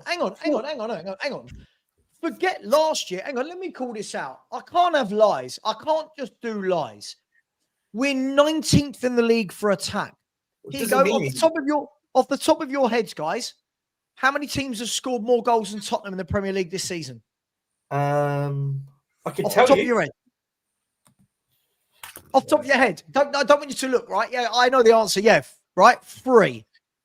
Right? 3. Right? The 3 teams that are first, second, and third, ironically. Arsenal, Chelsea, and Man City are the only teams in England to have scored more goals than Tottenham. Okay, so Aaron, let me get this right. So now XG is more important than the actual number of goals scored. We have scored the 4th most amount of goals. Why is the fact not the important thing here? I have a bit of sympathy for the argument, but I don't mind XG. Why? I think there are some flaws in it because it's a measure of the quality of chances you're creating. So the idea being, the fact is we've scored 20 goals. It doesn't matter what the XG is. The fact is we're the 4th top goal scorers in the league, surely. Yeah, but that's only sustainable if you have real quality forwards who, on average, would finish chances that are not as good. I don't think we have that. So there is an argument that you can construct. Okay, but Chris, isn't the irony, right? Isn't the irony we haven't got good attackers and we are outperforming our XG though? Isn't that the argument? That's the argument. So we had better. Would he do it even better with the lack of chances we're having? The argument would be that points to the fact that we've been a bit lucky so far this season in terms of the goals we've scored, and we haven't really created those chances. We've just had a lot of set piece goals or whatever. And I think there's some validity to that when you watch the team. We don't create a lot. And it's like yesterday. Did we really deserve a goal yesterday? We didn't really, did we? But we just happened to score a worldie. But are we not allowed to use the fact that whatever we talk about, luck, sustainability, we have scored 20 Premier League goals, right? That's a fact. The facts get you where you are today. If you're looking at the XG, the argument would be that you regress to the mean. And if we regress, I'm looking at facts. I don't live in a world of what might happen. I'm living in a world of what has happened, right? This guy said we were 19th, right? This guy said we were 19th for attack in the league. It's also true, but yeah. Anyway, we are the 4th top goal scorers with these horrible forwards. Wouldn't you say fair play for getting that number of goals out of this team? Right? We can say it will even out, but we don't know that though. Hang on. Sure. So does that mean in every argument and debate we have in life, we have to do it based on what hasn't happened yet versus what has? Yeah, but I think there's a bit of a flaw in that. Hang on. Is that like me going to court and going, this time you burgled the house, next time you're going to murder someone? How do you know that? It will even itself out. But this is the whole football debate. But when we're talking about Frank, we're talking about how is this likely to pan out in the future? That's the premise of all the football arguments. But no one knows. We could go and bang in 3 goals against Fulham, and that theory is completely out the window. Yeah, but I think it's a fair enough argument that you can construct that we haven't created very much. But it's not factual. It's factual that we haven't created very many good chances, but we have scored a few goals. So let me get this straight. So we're now arguing, even though we are factually the 4th top goal scorers in the league, we're now arguing against that. But it's like yesterday. Did we factually deserve? Did we create enough that would warrant, on average, a goal for that game? We absolutely did not. We scored a goal. We scored. Do you think that creativity that we showed yesterday, on average, will result in a goal in most games? But that's not the number of chances we create most games. But that's against what Man United. We had loads of chances against Man United, loads of chances against Villa. We didn't really against United, did we? We still had an XG of under 1. That's the problem. You look at our XG, which is a measure of the quality of the chances we've created, and it is pretty appalling. But then I'll flip it, right? But I'll flip the argument. You can't have it both ways and say that our attackers are shit and yet we're 3rd top scorers. So in that case, because he's utilising goals from all around the pitch, Chris. That's the point. So there's no problem with our attack then because we're the 3rd top scorer. Can I flip it? No, this is the sentence that came out of my mouth. We're utilising goals from all around the pitch. So there's no problem then. There's no problem with it then. If that's the way we're going, we don't need to worry about it. What? Can I, Who's can I just ask another question? Can I flip it for a second? Did Arsenal deserve to score 4 goals yesterday? So I'll ask you, did Arsenal deserve to score 4 goals yesterday? It's just a matter Anyone? of opinion, isn't it? I mean, No, because you're saying because your argument was, Chris, that did we deserve to score yesterday? I say no. But if we're going to use XG as the argument was telling me that we should have lost 2-0 yesterday. Arsenal could have won about 5 or 6, maybe even 7 yesterday. So if we're going to use XG on both ends, I've just never heard so much fucking waffle in 2025 that we're not using the actual facts. We're going to use XG versus the actual facts. This is where football has gone fucking mental with data. XG is still a statistic that's factual. It's not the goals scored. It's just a different metric. You love metrics. This is just a measure of how good. Okay, let me ask this question. Factually, where are we in the table for being the top goal scorers in the league? Factually, where are we? 4th. Yeah, but then I can just go factually for the quality of chances we've created, which is what XG is. But mine's a fact that is in the table. It is in the Premier League table. Who has scored more goals than Tottenham Hotspur? Yeah, I just don't. I'm just trying to defend the argument that if it's basically your point of view is if you play shit every week but you win 1-0. Ultimately, how you play doesn't matter, which is fine. Hang on. No, sorry, you're discounting the notion that you can be lucky and overperform, which I don't think. I think that is true. No one has said that. You're talking in a world of hypotheticals. I'm talking in a world of facts. How many goals have Tottenham scored this season? We have scored 20. How many teams in the league have managed to? How many? But the argument is about luck. Is about luck ultimately, isn't it? And if you want to discount luck and say no team can be lucky and underperform, it's just factual of what they do. But that is what you're saying by it. You're saying that it doesn't matter. No, Chris, please don't put words in my mouth. That's not what I've said at all. It's an inevitable conclusion of it because you're just saying all that matters is the facts of the goals. But there is more to it. How do you perform is an important metric. Not sure, but this guy has said attacking-wise, we are 19th. But we are not. We are 4th. Yeah. Attacking-wise, the number of goals we have scored, only the top 3 have managed to score more goals than Tottenham Hotspur. We're now going into XG, chances created. The Premier League table isn't done on XG. The Premier League table is done by the goal difference is done by how many. There's a reason why all these statisticians and sport are employed, right? They're employed to look at the metrics and understand how does this pan out over a longer period of time. That's what the point of things like XG are. So what I will flip it then. I've got the XG table up. By the way, we're not 19th. This is just bullshit. We're 15th. It says here on my XG table here. 17th on FB Ref. But yeah, whatever. Anyway, I've used this one. But the irony is everyone tells me, oh, well, how can Sunderland be above us in the league? Well, they're below us in the XG table.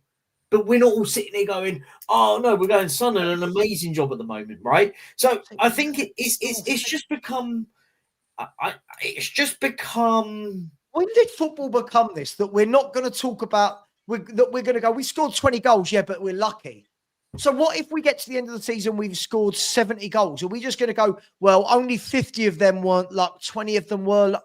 Like, what are we doing? We've managed to score. On average, it's pretty common sense to say the teams that create the best quality chances will score the most goals. Generally, that is just factually true, right? Sure. But we are actually not creating many chances. So at the moment, statistically, we are an outlier. That's not where you want to be. You don't want to be an outlier because that's not usually sustainable. But statistically, how many teams have scored more goals than Tottenham Hotspur? But you don't want to be an outlier. We're over 12 games. It's not a question. You can't answer the direct question. How many teams have scored more goals than Tottenham? Because you're just asking a limited question that suits what you're trying to say. It gives the definitive answer. It gives the definitive answer. Than that. There's more context to it. Okay, so let me ask this question. Right, let me see if I can get a direct answer. How many teams have scored more goals than Tottenham Hotspur? Well, we've already done that, so there's no point asking the same question. We've already answered this. I know. I'm asking you because I want to follow on. Can you just answer this is like asking Lubo. You and Perchy have already said it's 3. So why are we repeating the same facts?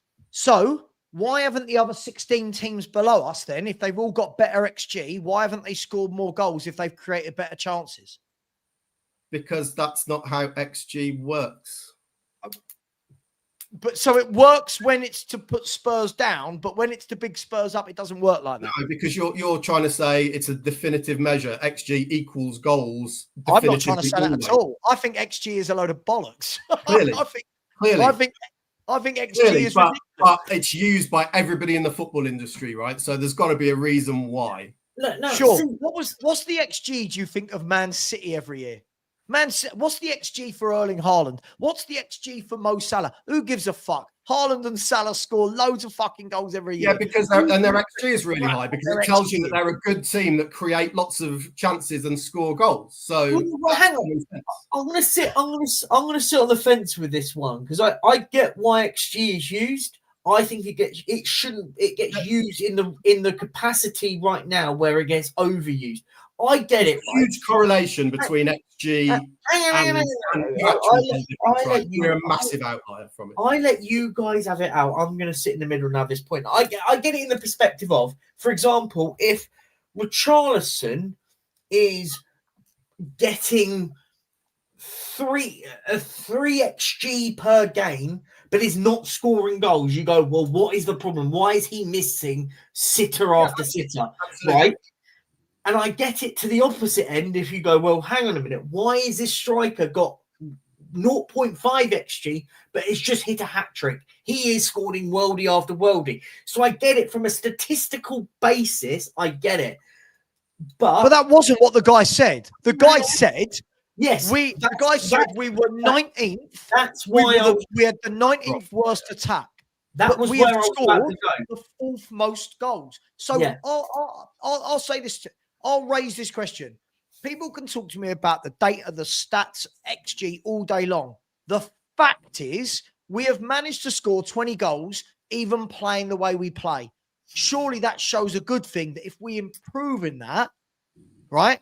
If we start improving and creating more chances, that's only a good thing and we will score more goals. So it shows one of two things, and that's where stats are subjective and open to interpretation. It shows either that someone like Son in most seasons massively outperformed his XG because actually he was quite clinical and he's a good player. So you're a good player. If you've got really good players, you should outperform your XG. The other interpretation of it is that you've just been quite lucky and luck doesn't last. And that would be the current argument of people who look at it. So if you look at the kind of XG table, Arsenal, Man City, Chelsea, Palace, they're at the top. West Ham, Burnley, Wolves are at the bottom, but Tottenham are at the bottom. Well, so there is a massive correlation with the league table, but there are a few outliers. Sure, but do you know what? I would say that I wouldn't expect Spurs to be creating loads and loads of chances with the footballers we've got on the pitch. So I think that what we've actually done is, by hook or crook, we've done very well to get 20 goals out of this lot. But what I noticed immediately, moving this conversation along, is people in the chat go, yeah, but most of our goals are set pieces. Can any of you two are both good with these sites, how many of Tottenham's 20 goals have actually been from set pieces this season? Can any of you tell me? 6. So it's not most of our goals. 6 of 20. So we've scored 13. So what's the percentage on that? What's the percentage on that? That is what? Just under a third, isn't it? About a third, yeah. So about 33%. Okay. So 33% of our goals have been set pieces. How many have been from throw-ins? Well, I can tell you it in different metrics. Yeah.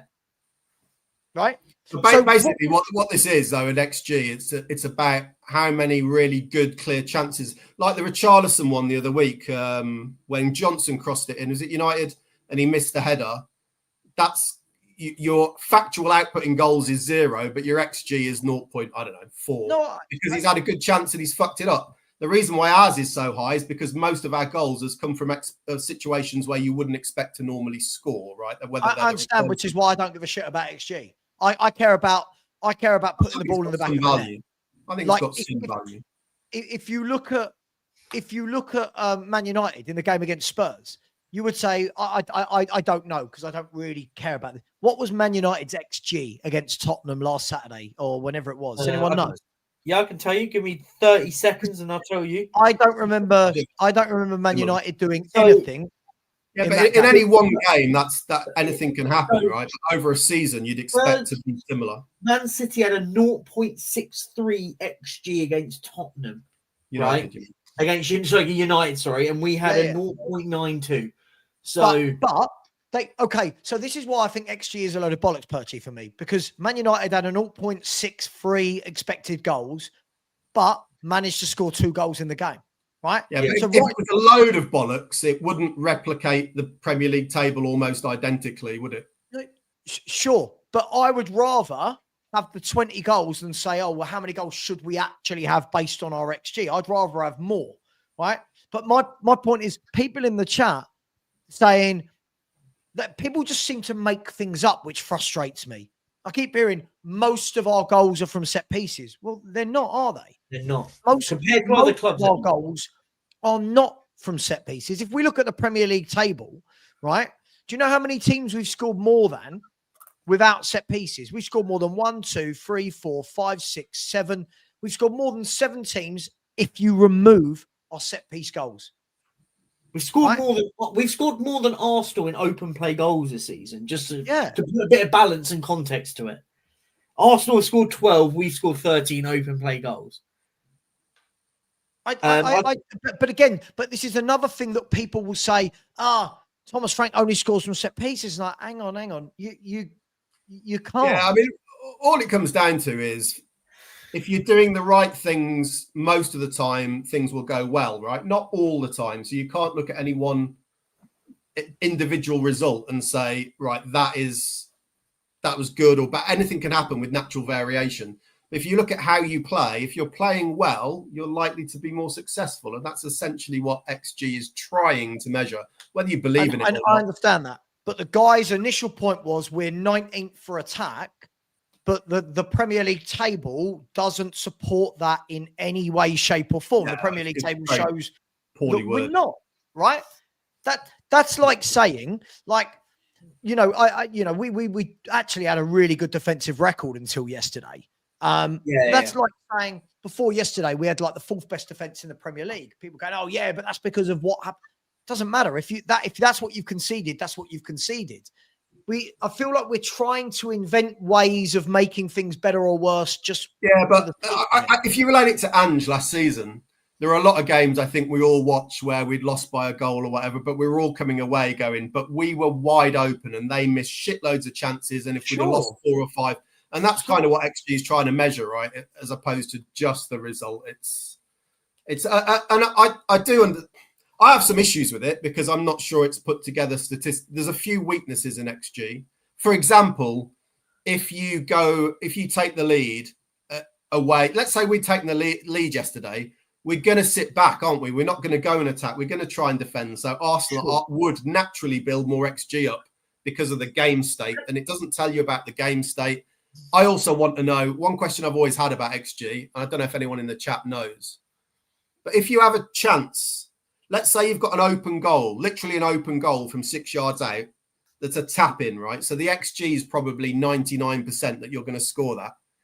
If you hit the post and it comes back to your teammate who's now got the same chance, has your XG gone to 1.98? Yeah, it does. You can only score 1 goal from that, right? It does because it's based on you're right, because it happens with penalties, right? I've seen how it works. If you have a penalty, I think it balances it at 0.75 on a penalty. I think that's roughly what they work it out as. Because I've seen it goes like keeper will save it, it gets parried, and then someone scores the tap in, and that tap in is 0.9 or whatever it is. But I think the irony is what do you know what? It's actually not a bad conversation. I really enjoyed this actually. But here's a question, right? Would you rather have it the other way round?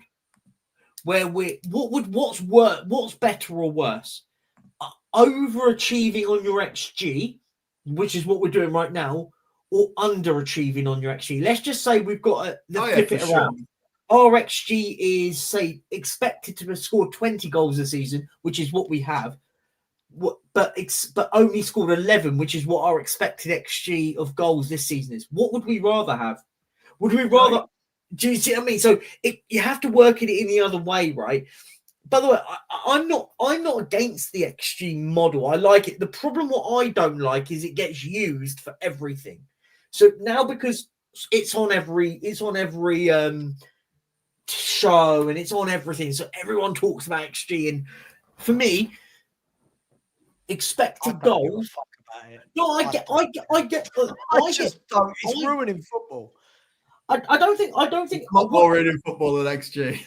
I don't think it's ruining football. What it's done is it's ruining the sentence of tactical analysis. So we look and go, well, the expected goals. For me, XG is good if you were a data analyst at a football club to go, well, I've got a striker here whose XG is really, really high, but he's only scored 2 goals this season. What's going wrong? Like, because your XG in what Chris is saying is right. It's meant to balance out. So if I get what it is, Perchy, I get what it is, but at the end of the day, it's people using it now to turn around and go like that's the new thing to bash Thomas Frank with. Yeah. This is the first time we've had an XG of 0.31.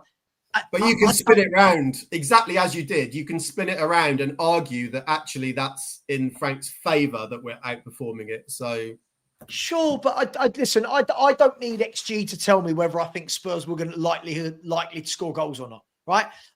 Listen. Let's be fair. Everyone knows yesterday, without knowing what the XG is, that Tottenham didn't look threatening. I don't feel like I needed anybody to tell me what the XG was. I don't feel like I needed anybody to tell me any of that. Yeah. I don't give a shit about it. I don't give a shit about field tilt. I don't give a shit about that's gone away. Actually, I haven't seen that. That was gone away. I just don't care, and this is the problem, because if we take this back to source, and we'll move on from XG in a minute.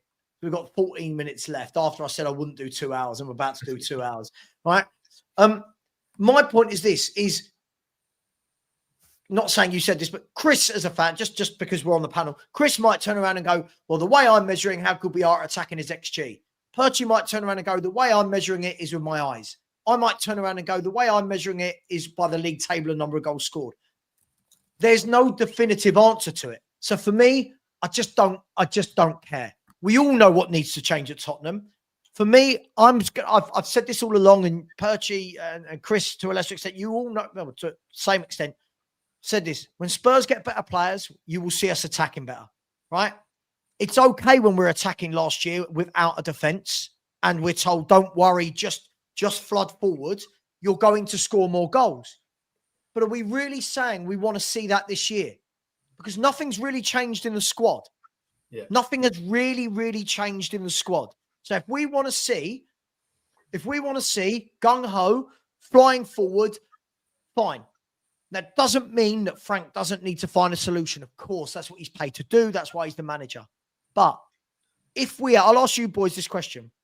Do you think if Kulu and Maddison were playing now and Mawani was fit, I don't mean for half a game, I mean like Mawani was fit for like 10 games in a row, and Kulu and Maddison were playing, and Kudus was fit, and Simmons was fit as well, do we really not believe that 5 as a forward line would be creating and scoring more goals than we're seeing now? And I doubt we set up like we did either, right? Absolutely. So this is the big thing for me. Even Chuck Solanke into that, who I don't think is great, but even Chuck Solanke into that, there's a lot of the forward players. You look at it. Mawani's hardly played, right? I can't remember Mawani starting 2 games in a row, and I can't remember him playing 90 minutes, right? Kudus has probably been the one consistent until he missed those 2 games, right? Solanke has not played at all. Kulu has not played at all. Maddison has not played at all. Xavi Simmons is settling in. If you look at it at the moment, I don't know where people think that creativity is coming from until Xavi Simmons comes good. I don't know where they think it's coming from. But if you get that back, suddenly we'll look very different because we've got evidence, guys. At Brentford, Thomas Frank built the 4 that he wanted in the forward line last year, right? He had Damsgaard, Sharda, Wissa, and Mbuemo, right? They scored, were they the 4th top goal scorers in the league? 5th? 4th? What's that? Brentford last season, the 4th or 5th top goal scorers in the league, right? Yeah, they were 4th, yeah. So we know we can get goals out of something that he works with and has consistently. Before that, look what he did with Ollie Watkins. Look what he did with Ericsson. Look what he did with Ivan Toney, right? We know he can do it. but we need to be patient and get to that point. And I know that patience is a bad word. I know that nobody wants to wait for anything. But I'm telling you, if this manager is replaced now and the new manager comes in and we've got the same forward options available with all the same creativity missing, right? We're going to see the same thing. We're going to see that we struggle. We're going to see that we struggle. And Glitterworld saying, Savva, we're not Brentford. Sure, but when you look at our forward line right now, it's not as good as Brentford's last season. And Bremer, Visser, Stade and Damsgaard. We don't have that. What do people genuinely expect with our attacking players that we have fit available at the moment? I find it really, really confusing because it's the same people that want the owners to buy better players, yet now all of a sudden we've not got. Now all of a sudden it's, we should be doing better. Like, look, I think. And it's funny, the staunch Levy outers have now switched from it's Levy's fault for not buying good players to Thomas Frank isn't doing well with these players. I don't get what's ultimately changed since the window shut, because I remember having a chat, Savva, I think on one of the Spurs reviews, I think after the Wolves game. And I remember saying that, and I don't want to come up like I'm a smart arse and know everything, even though I do. I don't like to come across like that. But after the Wolves game, I remember saying, this is going to happen a lot. Like this is who we are right now. We might have games where we're better, but right now with the players we've got, we're so early on into the Frank reign that we're going to have times where it doesn't work and we look really poor. And sure enough, that's happened. So when it's happened, I haven't gone, oh my God, it's how have we got to this? Well, I understand how we got to this because this is what I expected back at the end of August. So until something fundamentally changes and he gets a lot of the players back or we get some new players in, I'm not going to lose my mind over it because it's exactly what I expect. But every time we see the same thing again because of the group of players we have, people get up in arms about it again. And I'm like, well, yeah, sure. They're the same players that were shit against Chelsea and they've been shit again. Shock horror. Like, there's a surprise. But it's just Can I just say, it's not the same forwards as like Matt. Matt, you're having a mare.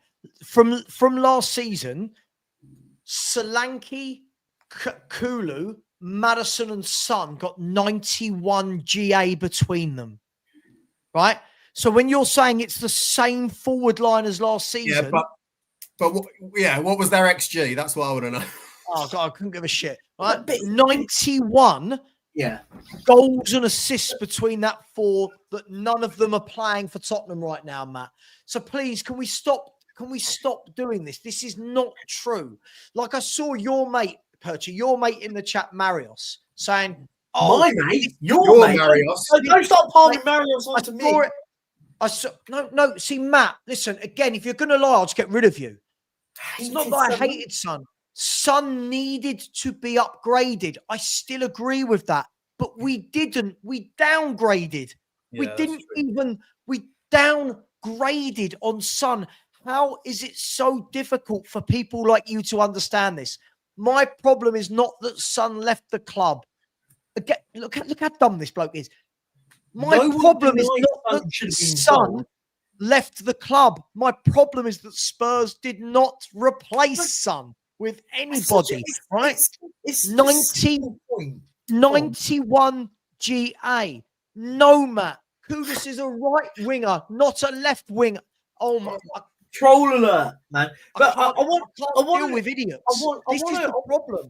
I cannot deal with this. Here we go. Yeah, but Savva, you always say Frank coaches players to get better. Frank coaches them players to become the players they are today in your case. Give him a chance. For 12 games. Nah, fuck off. This is ridiculous. No. I'm calling this shit out, man. Oh, this is ridiculous. If you think that Thomas Frank at a click of a finger just automatically makes us play, I'll get out. This is what I know it's bullshit, right? And I want to sort of bring this. We'll use. You know what? I always see the Brentford argument, right? And Aaron put in the chat that Brentford finished 13th. I said they didn't. They finished 10th. But when we talk about, we're in trouble because that's where they finished. You know, Brentford scored more goals than us last season, conceded less goals than us, finished a season 18 points better than us last season.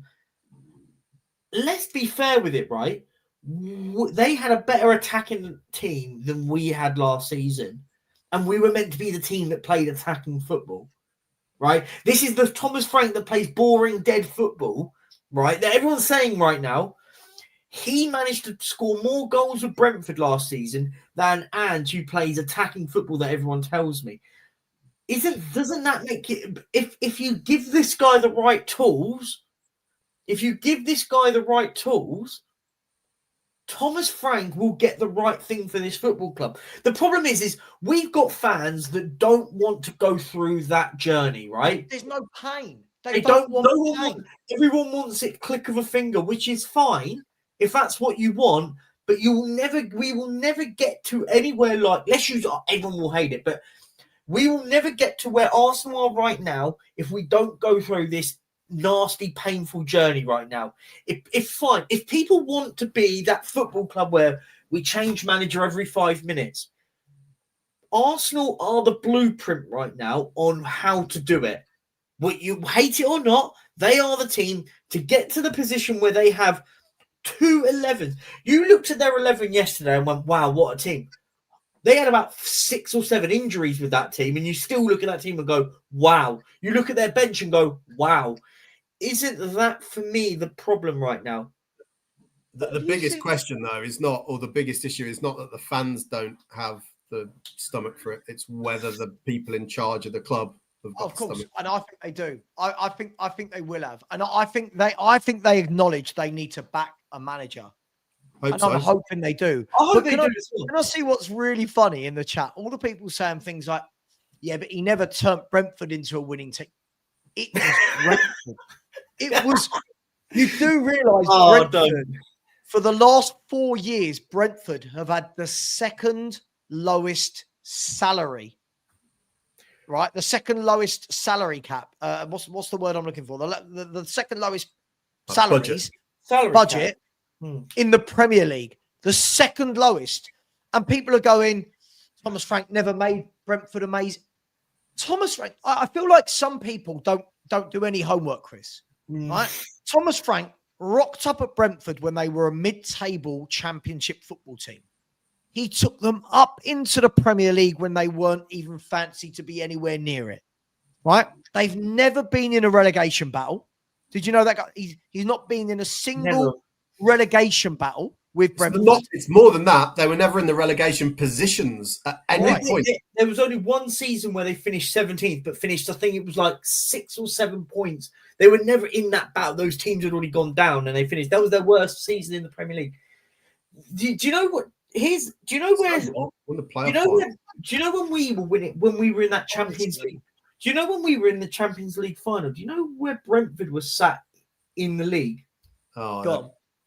This is they were sat 11th place in the Championship. Oh, Championship. They were in the Championship and they finished 11th in the Championship. I kind of want They weren't in a relegation battle. Go and do your homework. They weren't in a relegation battle. Sorry, how have we got so many people that clearly have the internet? They live on it all day and watch YouTube shows, but can't go and do their research on any football club. Oh, this guy, you know, Thomas Frank averaged something like was it a 10 million net spend a year for 7 years at Brentford, right? Yeah, it's crazy. Punched way above his weight, right? Got loads of. You look at so many of the players fans want now: Wissa, Mbuemo, Tony, Damsgaard, Watkins, right? He bought all of those through from lower level clubs to go on and sold them to bigger Premier League clubs, right? And yet he's been here 12 games and you've got idiots. We've got idiots going, well, who's he coached? What? In 12 games? Like, what are we doing? What are we doing? Here's one for you, talking about Thomas Frank. I like this because, as you're right, no one does homework. Do you want to hear the Brentford team? Well, he was at the time assistant manager at Brentford at the time when Dean Smith was there. Do you want to rehear the team that he was involved with coaching wise? Yeah, go on. That they had whilst we were competing against Liverpool in Madrid for the Champions League final. Buckle up, this one's a good one. He had in goal David Bentley. I'm not going to read all of them out. I'll read a few. Remember Chris Mepham? They sold him for big money to Bournemouth. Yeah. Ezra Konza. Remember him? He's at Aston Villa doing amazing. He got England called up and all that. Do you remember Rico Henry? Still there to this day, by the way. Everyone would love Rico Henry in their squad right now. Let's find another one. I'll scroll a few. There's a few. Whoa, there's some wild names. He had do you remember a guy called Ollie Watkins? He was playing in that team. Saeed Ben Rama. He had Neil Mope. My point is these are all players that made massive moves. If not, Rico Henry didn't. These are players that made massive moves on these sort of level of on this basis of it all. I just find it really, really mad. Like, have we just becoming? Is it just entitlement? Have we just become? We're big old. Are we big old Tottenham?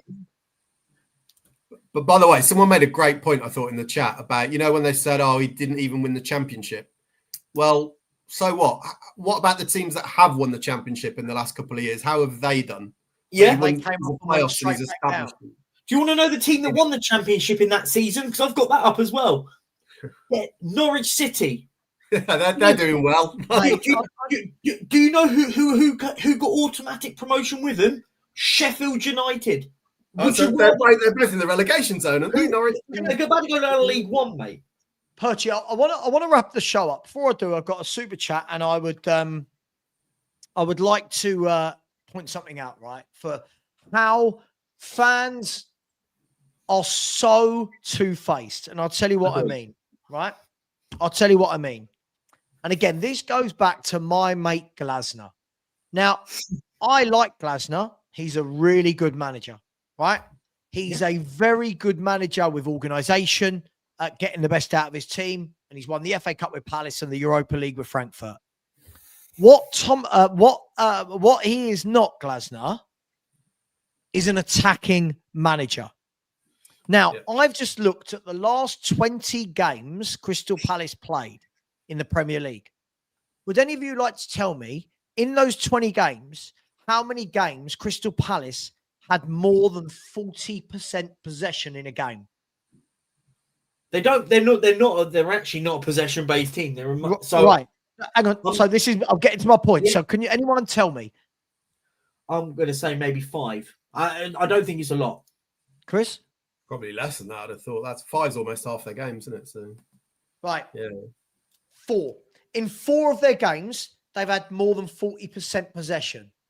Right? Now, that's fine. That's not me going, oh, my God, you've got to have loads of possession. But now all our fans, Perchy, that talk about we want front-footed attacking football, Glasner is not that guy. Glasner is a very good man manager who sets up well, hard to beat, plays the back three. What would happen? Oh, right. Okay, so he knows that. Right, so now it's changed. So now it's not. Right. Do you see what I mean, Perchy? Those goalposts move very quickly in this chat, don't they? Right. So now it's not about the style of play when you point out these things. So for me, if Spurs fans are saying we want all-out attacking football at any costs, Glasner's not your guy. Right? Yeah. That's fine, but Glasner's not your guy. This is what makes me off. People do not do their homework on the managers they want. Glasner doesn't ever set up away from the wing-backs. And again, guys, that's fine. But what would happen at Spurs? A couple of games in a row where the wing-backs don't work, we'd be going, why isn't he adapting? Why isn't he trying something else? Why isn't he going to 3 up front? Why isn't he going to a back 4? So be very careful in what you ask for. If you want a out-and-out attacking manager, ask for one. But when I've got Marios, people like Aaron J going, this is who I want, Glasner. Sure. So it's not an attacking manager you want. You want a winning manager. Just to back that up quickly, I just looked at the doing my stats thing, looked at the league table of average possession. So Palace, there's actually only one team with lower, and that's Burnley, which wouldn't come as a massive surprise, right? So let me ask you the question, Chris. So Glasner, and again, we're going to send you over to the Spurs 5 in a minute, right? So again, Crystal Palace, we get Glasner from them, right? He comes in, sets up. Are you telling me, Chris, in our first 10, 12 games with Glasner, if we have less than 40% in most of our games, are you telling me these fans now that are hounding out Frank are going to go, I don't mind having 35% possession at Tottenham? Or will they be saying, Chris, it's okay to have that little possession at Palace, can't do that at Spurs? Yeah, he's not used to a big club, is he? So, He's not yeah. used to a big club, right? Can I use Aaron's whole premise from this conversation, by the way, today? Absolutely destroy his whole point. He wants Glasner because he's a winner. Yet he used XG to absolutely destroy Thomas Frank. Do you know what Crystal Palace's XG in the FA Cup final was compared to Manchester City's? They had 0.7. Man City had 2.3. So he's now become a winner because he's not got the XG that this guy used all the time in using his argument that Glasner's a winner. It is bullshit. This is the whole point. What this guy has done brilliantly is pick and choose any argument he wants to suit a narrative. Exactly. Now, I've gone full circle, used his one argument to slam Thomas Frank against him on why he wants Oliver Glasner. If you want Oliver Glasner, he's not going to get you tons and tons of XG, but then you can't bemoan it. Which is it, my man? If you want attacking football and more XG and more creative chances, then you don't want Oliver Glasner. Right. He's not that manager. Actually, their XG is pretty good, to be fair, but they're underperforming their XG. So what do you want? Do you want to outperform it or underperform it? I'm going to end the show on this. I'm going to do a quick super chats. Big up Paul Langley, very generous, always with the super stickers. Really appreciate you, my man. Thank you very, very, very much. Toby's, I can't even read that out. Big up to you, Toby. Thank you very much. Naughty, naughty boy. Thank you. Trek88 said, does Frank need the players to beat Wolves?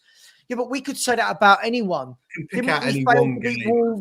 Haven't we failed to beat Wolves something like 7 of the last 11 times we've played them? That's with Conte. But then we beat Man City, so what? Yeah. It's absolute madness. By the way, right, I'll end the show with this, right? If you want Thomas Frank out, fine. If you want an attacking manager, fine.